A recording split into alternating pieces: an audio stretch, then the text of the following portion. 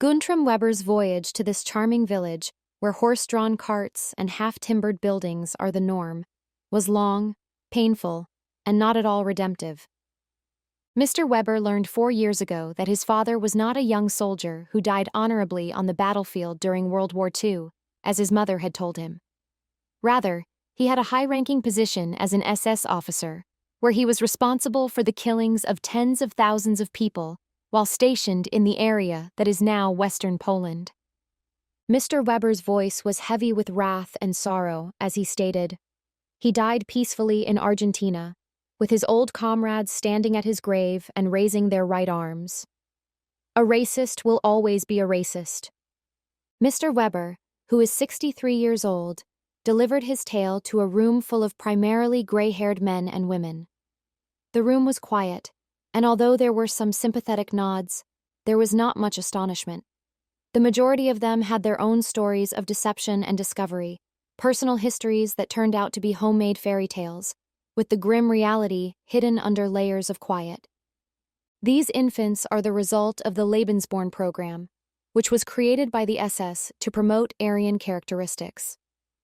On this cold weekend, they came together in a corner of central Germany to tell their memories, and for the first time, to openly discuss the agony of discovering that they had been groomed to become the next generation of Nazi elite. Gisela Heidenreich, a 63-year-old family therapist from Bavaria, whose mother was unmarried and whose father was a top SS commander, a fact she learned later in life, remarked, "This is the opposite example of the Holocaust. The goal was to advance the Aryan race by any means necessary." Lebensborn, which translates to Spring of Life, is the name of a network of clinics located across Germany and its adjacent countries. These clinics were established with the purpose of providing a place for pregnant women, most of whom were unmarried, to give birth in private.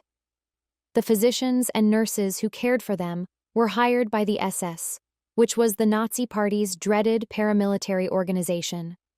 One of these clinics is located at the top of a mild slope in Wernigerode, a little town that is far away from the Harz Mountains. The structure, which has been abandoned for a long time, was part of a sad homecoming tour for the about 40 individuals who showed up for the meeting of an organization called Traces of Life. In order to be admitted into the Lebensborn program, pregnant women had to have the correct racial traits, which included blonde hair and blue eyes, verify that they had no genetic problems, and provide proof of the father's identification. The father also had to satisfy identical requirements. They had to pledge their loyalty to Nazism and were taught Hitler's beliefs while they were living there.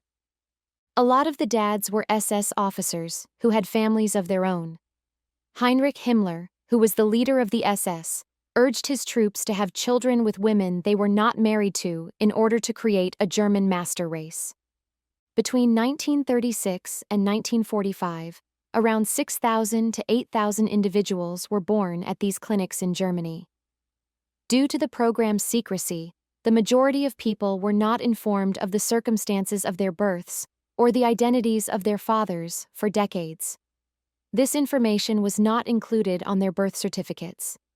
There are still some people who are unaware of the reality. Researchers have only been able to chronicle the Lebensborn initiative in the past 20 years, when the wall of silence that surrounded it started to crumble. They have dispelled certain salacious rumors, such as the idea that these clinics were Nazi brothels filled with blonde-haired women who were prepared to have children with SS men. Dorothee Schmitz-Koester, who has authored a book on Lebensborn, said, "The children were conceived in all the usual ways, love affairs, one-night stands, and so forth." At that time, abortion was illegal in Germany, and in many instances, the women did not want to keep their babies. Some of the moms placed them for adoption with SS families. Some people reared the children by themselves, informing them that their dads had died in the conflict.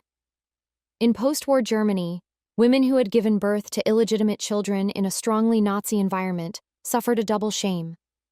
According to their children, many people spent their lives in a state of dismal quiet. Some people acquired psychological difficulties or began drinking alcohol. The youngsters also found the revelation of the truth to be equally distressing. Mr. Weber, a creative writing instructor in Berlin, is still having a hard time accepting the roots that he has lately discovered. He discovered the truth after receiving some indications from family members and doing investigation. One of the most terrible things he discovered was that Himmler was his godfather. Miss Schmitz-Koster said, "The majority of them grew up aware that they had a secret. They were upset with their moms because they had been deceived or left behind. Some people feel ashamed. Additionally, there are a few people who take pride in being Lebensborn. They believe that they are members of an elite group. Life was much more difficult for Lebensborn children who were born outside of Germany. For instance, in Norway, which was conquered by the Nazis, the SS set up a clinic because Himmler thought that Scandinavians looked good. After the war, those infants, who were born to Norwegian women and German troops, were labeled as offspring of the enemy and subjected to merciless persecution. In Nazi-occupied nations, other children who matched Himmler's harmful racial criteria were taken from their homes as babies and transferred to Germany, where they were reared by proper Nazi families. If anything, the reunion demonstrated that racial engineering has its limitations. The Germans here looked much like the Germans at any other meeting of older Germans. The males had salt and pepper beards and balding heads, while the ladies wore eyeglasses and had frosted hair. Miss Heidenreich, a tall lady with beautiful blonde hair and sparkling blue eyes, added, "I really am an exception." Miss Heidenreich, the first of the Lebensborn children to publish a book about her experience, claims that the program, despite its dark nature, has parallels in the world today. She points out that with the progress being made in genetics, parents who are selective may soon have the ability to choose the characteristics of their unborn offspring. She said that, in light of such likelihood, the atrocities committed during the Nazi period should not be forgotten and allowed to fade into history. She added, "If we begin to engineer babies with blonde hair and blue eyes, can we only blame Hitler for that?" Even though her parents were German, Miss Heidenreich was born at a clinic in Oslo.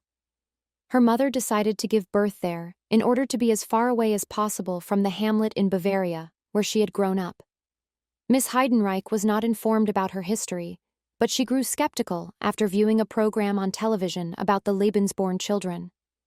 Today, she struggles to come to terms with the fact that her mother, who was a devoted Nazi in her earlier years, became a nice person in her latter years.